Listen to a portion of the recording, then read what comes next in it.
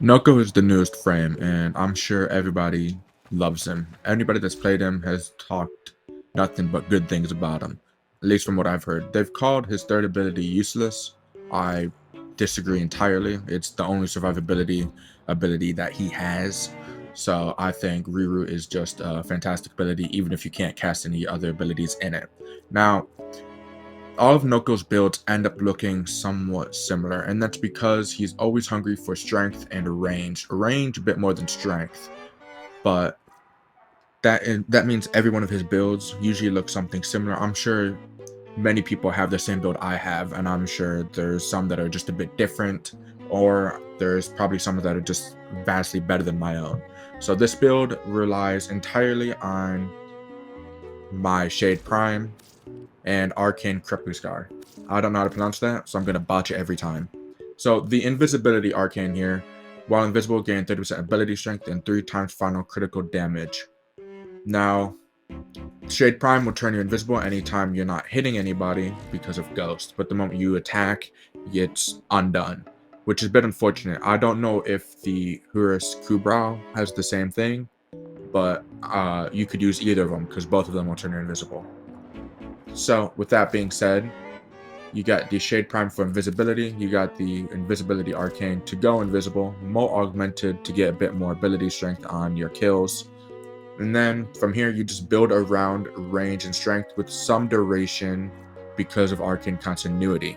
Arcane Continuity, every time you do a status effect, a toxin status effect, Corrosive is applied as well. This is very important because Spore Spring does toxin, so every time you throw out your 4, which is going to be your main damage, you're also going to be doing Corrosive, which is absolutely fantastic. Now, you don't need efficiency because Bright Bonnet gives you all the energy you need, which is also fantastic. You got all the energy you need, your squad mates got all the energy they need just from Bright Bonnet.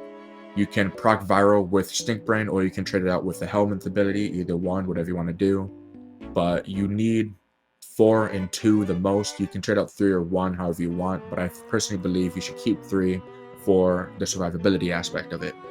Now, efficiency, that's going to be going down with Blind Rage. Blind Rage will lower your efficiency but give you the strength.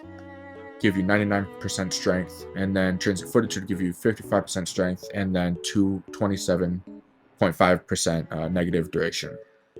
Then Umbral Intensify, that's 44% ability strength. This is the highest ability strength mod you can get. Normal Intensify is 30%, and if you do Precision Intensify, it's only 90% for Spore Spring, which will be fine, but we want it for Brightbond as well so we can get more strength when casting this. You got Prime Flow for the energy. You got Augur Reach for range, along with Stretch, Overextended, and Cunning Drift. And then your Aura mod can either be Brief Respite to capitalize off of Aura Reach again, so you can do more shield gating, or you can go ahead and put on Growing Power, but this does require you to hit somebody. And because if you shoot somebody with your weapon, you're no longer going to be invisible, we don't use Growing Power for this build, but instead you could throw on Corrosive Projections so enemies have less armor. And those 3 are just the best ones you can use. You don't need Energy Siphon or Dreamer's Bond or anything like that because you get all the energy you need from Bright Bonnet. Now, this is what the build looks like. Archon Shards, I have 2 for casting speed here. This allows you to cast Spore Spring as quick as possible along with Bright Bonnet. And then I have 2 Strengths, which I plan on switching out for 2 more Emerald for more Toxin status effect damage when I get them. But unfortunately, I don't have them right now, so just 2 15% ability strengths. Now, the build is very simple. This is what it looks like. Even if you don't throw out Bright Bonnet, you can just throw out your 4, and it just starts building up more and more until they all die. This is the best build I could think of. Like I said, I'm sure other people have come up with better builds, and I'm sure there's hundreds of them out there, but this is all I got.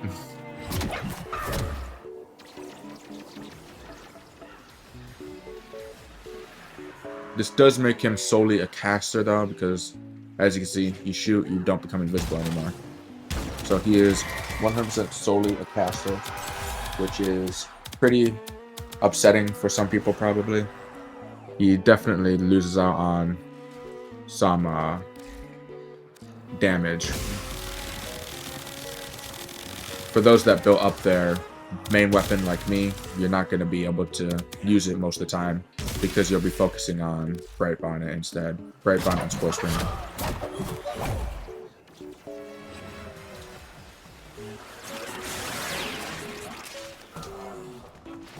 Anyway, in a mission, this can easily go up to millions of damage. I just saw it was a million here, but these are only level 185s. If you go into EDA or ETA, you can easily do up to 14, 20 million.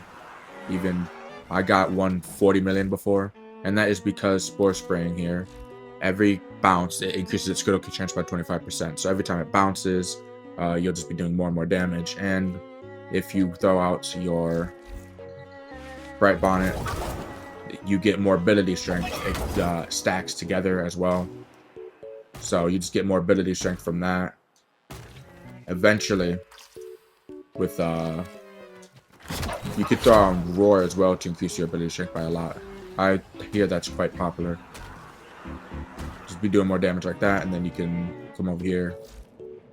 384% with 2 Bright Bonnets out is what your strength will be, even without the Arcane Crepuscular being activated. So, that being said, that's just about it. This is my first build video, so it's naturally shit. But all you need to know is these are the mods for my Nokko. These are the mods for my Shade Prime. Shade Prime is just built in the best way that I could think of with the mods I have, so I could get on Duplex Bond so it can come out more because I'll be using all that energy. Manifold Bond so he can come back to life quicker, you know, stuff like that. And Tenacious Bond for my damage multiplier for my weapons.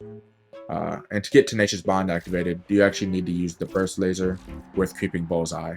If you use the normal one, Pistol Gambit instead of Creeping Bullseye, it's only going to go to 44% chance and Tenacious Bond won't be activated.